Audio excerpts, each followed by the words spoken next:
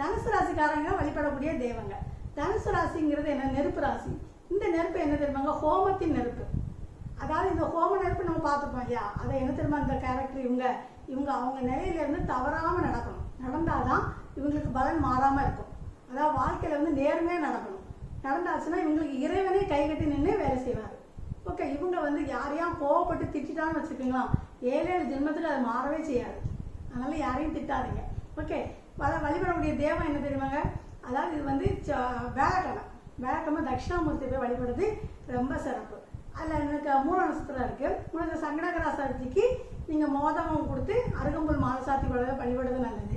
அதே ஆஞ்சநேயருக்கு வடமாலை சாத்துறது ரொம்ப நல்லது. ஓகே, அது பூர நட்சத்திரக்காரங்க மகாலட்சுமிக்கு செந்தாமரை பூ போட்டு வழிபடுறது ரொம்ப நல்லது. அப்புறம் உத்தர நட்சத்திரக்காரங்க கோவிலில் வரகத்தில் கன்னிமுல்லையில் விநாயகர் இருப்பார்ல, அவருக்கு வெள்ளை